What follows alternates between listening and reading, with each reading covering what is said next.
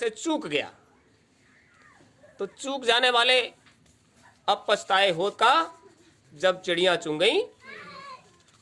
खूब समझ लीजिए, फिर बाद में पश्चाताप होता रहे तो उससे क्या लाभ मिलेगा। तो अभी जब तक अवसर है, समय है, तब तक उसका लाभ ले लीजिए। और ये समय जो है वो आपको लाभ लेने के लिए ही मिला है। मालिक की मौज हो रही है, उसकी दया पर सब कुछ चल रहा है। तो जब उनकी मौज हो रही है तो उनकी मौज कब होती है इसका कोई ठिकाना नहीं होता। जिस समय भगवान श्री कृष्ण सभी अपनाए हुए जीवों से कहते थे, आ जाओ यहां निधि वन में, अभी अवसर है, अभी सत्संग का समय चल रहा है, अभी साधना का समय चल रहा है, इधर आ जाओ, तो उन्होंने उस उम्र में वो रहस्य मंडल की स्थापना की थी। आज जिसे रास कहते हैं, बदल दिया मामला उसका, नाच गाने में परिवर्तित कर दिया। वो रहस्य मंडल वो इसलिए किया था उसको, क्योंकि रहस्य की जो बातें हैं वो जब तक कोई बताने वाला नहीं होगा तब तक तुम्हारी समझ में, वो तो रहस्य है। तो उन्होंने एक मंडल बनाया जिसमें जो रहस्य को जानने की इच्छा रखते हैं वो जीव आए। कोई प्रतिबंध नहीं था, कोई भी आए, जो जानने की इच्छा रखता हो वो चला आए, कोई प्रतिबंध नहीं। बहुत लंबे समय से एक प्रक्रिया लगातार चली आ रही है। जिसका मन संसार में जितना ज्यादा फैलाव लिए हुए है वो उतना ज्यादा अंतर में सिमटाव लिए हुए है। जितना ज्यादा संसार में फैलाव और अंतर में उतना ही ज्यादा सिमटाव। ये देवियां जो है ना वो घर की चार दीवारी में रहती हैं, तो संसार में इनका कम से कम फैलाव रहता है, तो अंतर में इनका फैलाव पुरुषों की अपेक्षा ज्यादा होता है। और उसका नतीजा ये हुआ कि इनका अंतर में सिमटाव पुरुषों का है और इनका फैलाव है। तो जिसका अंतर में फैलाव होगा उस पर अंतर प्रभु की दृष्टि रहेगी, और जिस पर उनकी दृष्टि रहेगी उनको लाभ मिलेगा। अब जिसका संसार में फैलाव ज्यादा है तो संसार में ही रमा रहेगा, तो उलट पलट कर रहा संसार में ही, उधर जाने का अवसर नहीं। तो जो देवियां उनकी दया का लाभ ले लेती हैं, जिस मंडल तक उनका लाभ मिलता है वो उधर निकल जाती हैं, तो इधर उनकी संख्या भी आज कम हो गई है। देखिए, संसार में पुरुषों की अपेक्षा देवियों की संख्या कम है। और उल्टा मामला, आप कहीं भी आध्यात्मिक आयोजन करिए, पूरे संसार में कहीं भी करिए, वहां पुरुषों की अपेक्षा देवियों की संख्या ज्यादा होगी। अरे कोई बनावटी बात तो नहीं है। अगर लगता हो बनावटी है तो अपने इर्द गिर्द देख लीजिए, अभी जहां बैठे हो यहीं देख लीजिए। वो पुरुषों का इतना फैलाव ज्यादा है कि वो अंतर में हमें क्या करना, कहां जाना, कैसे रहना, उनको इतना समय नहीं। तो जिसको उधर के लिए समय है, समय उनकी कद्र करता है, और जिसको इधर के लिए समय है, समय उनकी भी कद्र करता है। तुम्हारी इधर कदर है तो उनकी उधर कदर है। तो ये तुम्हारे हाथ में है। गुरु महाराज ने तो ये कहा था, कौन मना करता है। देश दुनिया में, जिस देश दुनिया में आप रह रहे हो, उसके नियम कानून कायदे जितने, वो सब तुमको अपनाने पड़ेंगे, और उसके हिसाब से इधर का काम इधर करो। कौन मना करता है। और उधर जाने के लिए उद्यम करो।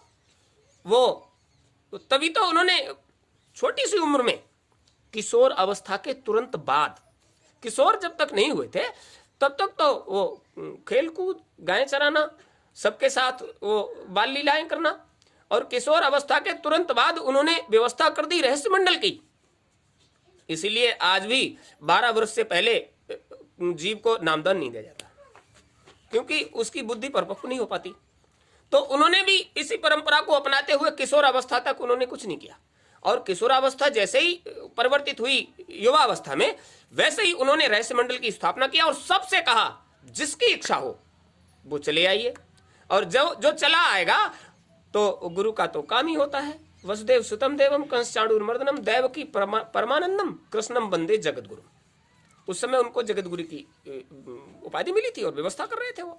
तो गुरु की व्यवस्था होती है, जो जीव आ जाएगा उसको उसके घर तक, जहां तक वो अपना पहुंच रखता है वहां तक जाने की इजाजत देता है और लेके जाता है, उसकी जिम्मेदारी है। तो जो जीव वहां पहुंचते रहे उनके लिए वो व्यवस्था करते रहे। वहां भी देवियों की संख्या ज्यादा थी, तो जहां देवियों की संख्या ज्यादा होती है वहां संसारी लोग कुछ न कुछ उंगली उठा ही देते हैं। उन बेचारे पर भी उंगली उठी, और उंगली ऐसी नहीं उठी कि एक बार के लिए, तो लोगों ने उनका निकलना दूभर कर दिया। देवताओं को भी लगा कि जो संसार वाले सोच विचार रखते हैं वही व्यवस्था यहां है। तो देवताओं ने इस चीज की परख पहचान के लिए कामदेव से कहा, संसार में इस तरह की चर्चा है, आप जाकर इसका अवलोकन करो, वास्तविकता क्या है, और कोई ऐसा प्रूफ लाके देखो, इन संसार वालों के सामने ऐसा प्रूफ रखो जिससे या तो इनका जो शक है वो पक्का हो जाए या शक निकल ही जाए, कुछ तो हो जाए। तो कामदेव को उनके पीछे छोड़ दिया गया। उसने कहा, देखो भाई, आप लोग जहां ये काम चल रहा हो वहां इर्द गिर्द लग जाना, और हम छुपकर इस चीज को देखेंगे।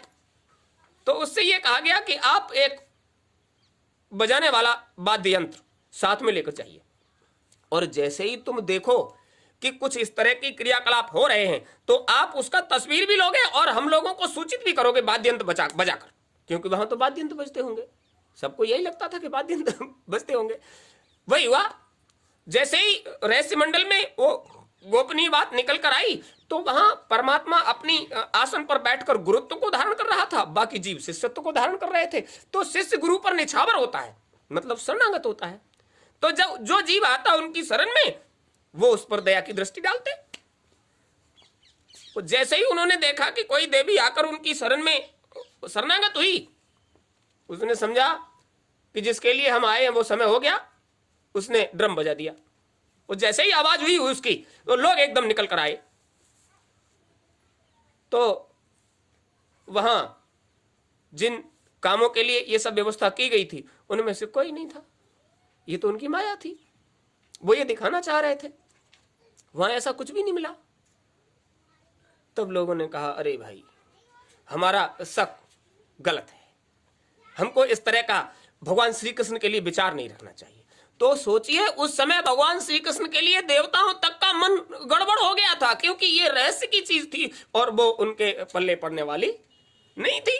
तो देवताओं तक का मन गड़बड़ हो गया। इसीलिए तो कहा गया है कि मनुष्य शरीर में आप आ गए हो, बड़े भाग मानुष तन पावा, शुर दुर्लभ। देवताओं को भी दुर्लभ है, दुर्लभ नहीं होता तो ये चीज उनको भी मिल जाती, तो उनको शक क्यों होता। ग्रंथों में इसीलिए ये बातें लिख कर दी गई हैं कि आप उन चीजों को समझो, जानो। बस वही हुआ। भगवान श्री कृष्ण ने सबसे कहा कि जो वास्तव में निजगर जाने की इच्छा रखता है, जिनको ये क्रिया विधान बता दिया गया है, वो इस पर अनवरत चलते रहिए। आपको इसमें लॉ लगानी है। क्या लगाना है? लॉ। अब ये पुरुष लोग तो शायद लॉ से दूर रहते हैं, ये देवियां लोग लॉ के पास ज्यादा रहती हैं। आप लोग भोजन पकाते हो, चूल्हे में क्या जलता है? आग, लकड़ी जलती है। लकड़ी में क्या निकलती है? लौ निकलती है। और कभी ऐसा हो गया हो कि आपके हाथ को लौ लग गई हो, वो आग छू गई हो, तो जब तक पूरी तरह से वो शांत नहीं हो जाती, आपका चित्त कहां रहता है? जहां लौ लग जाती है वहीं रहता है। अच्छा, लौ लगने पर आपको क्या होता है? बहुत अच्छा लगता है? नहीं लगता। लौ लगने पर वेदना होती है। क्या होता है? वेदना। वेदना मतलब पीड़ा, दर्द। अध्यात्म उसको वेदना कहते हैं। और जिसको लौ लग जाती है, वेदना उसी को होती है।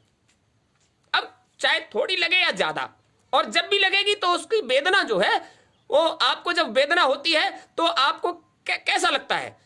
आप कितना भी प्रयास करो, कितने भी पत्थर दिल हो, दर्द होने पर आपकी आंखों से आंसू, दर्द होता है तो आंख, अब चोट लगी हाथ में, पांव में, शरीर के किसी अंग में, और रोना किसको पड़ता है?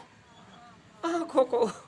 अरे भाई ये सजा उनको क्यों देते हो भाई? वेदना तो तुम्हें जहां हुआ है वहां दर्द होना चाहिए, ये आंखों को ये उनको। अरे भाई इसलिए कि खुली आंख से देख संसार को। वेदना तो संसार में रहोगे तो होगी। इस बाहरी परिदृश्य को बदलकर अंतर में वेदना पैदा करो, अंतर में लौ लगाओ, अंतर में तड़प पैदा करो। ये संसार में जब तक शरीर है तब तक सब कुछ, और जैसे ही यहां से शरीर का सिमटाव होगा यहां तुम्हारा कुछ भी। इसलिए आप बाहर की लौ से बचकर अंतर में लौ लगाने का प्रयास करो।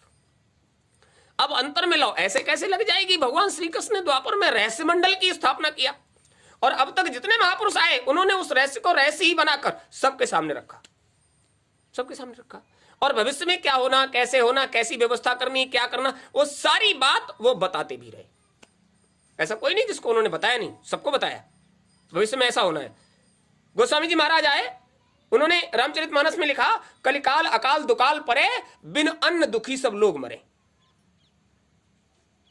उस समय लिखा, आज पढ़ते हो कि कलयुग में पहले ही चरण में 2 बार अकाल पड़ेगा और अन्न के बिना लोग तड़प तड़प कर मरने लगेंगे। एक बार तो ऐसा हो चुका है, एक बार ऐसा हो चुका है।